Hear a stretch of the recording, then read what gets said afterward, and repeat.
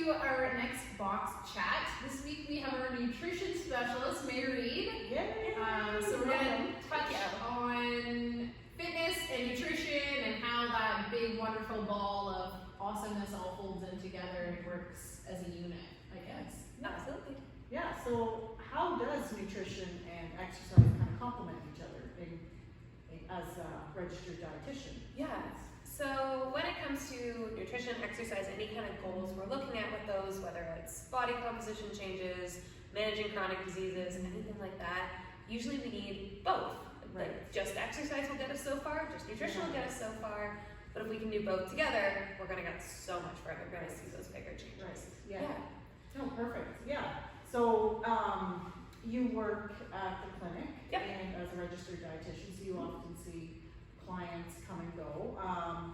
What's one kind of quick tip that you could maybe give them if they're looking to maybe hone in on their nutrition a little bit better? Yeah, so if I'm doing a nutrition appointment or looking through like what somebody's eating, big things we're looking for are there fruits and vegetables? Are they there in the first place? But also, are we having enough of them?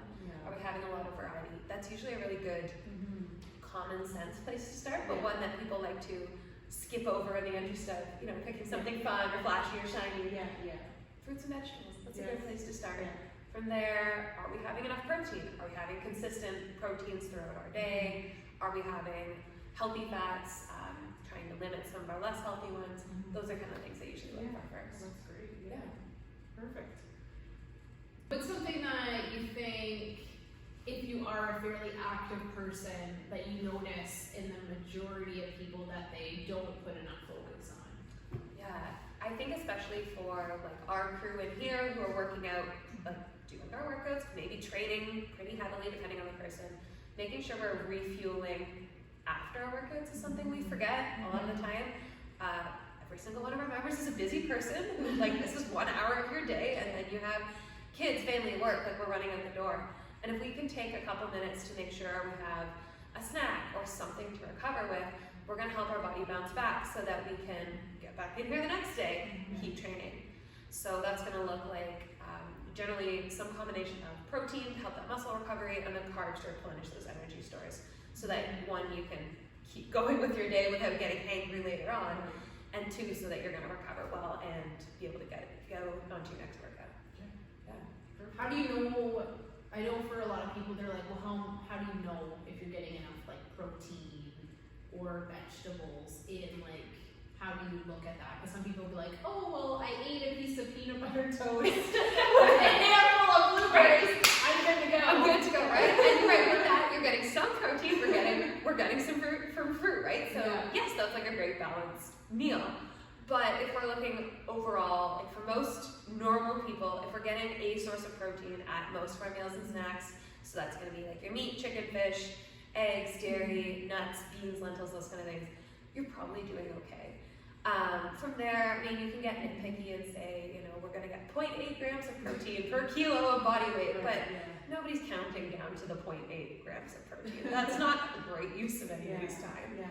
So would you recommend that when you're going to start a meal, maybe focus on a good protein first and then kind of build around that? So make sure that you fill up on those good proteins first and then satisfy with like some grains or some like other carbs or fruits, vegetables, whatever the case may be, whatever the meal is. Yeah, making sure that we do get all those aspects, right? Have you guys seen, I'm sure you've seen the plate, because I'm pretty sure there's one on the filing cabinet in the office. And so if you haven't seen the plate, the idea of the plate is half of it's vegetables, maybe some fruit depending on the meal, and then a quarter protein and a quarter kind of starch and carb things.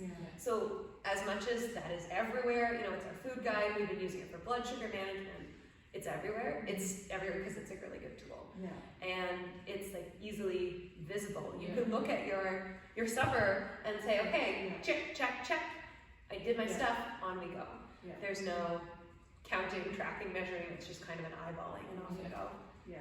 Low stress. People don't fixate. Like, I know like some people like fixate on one thing, like carbs. People think carbs are like carbs are devil. carbs.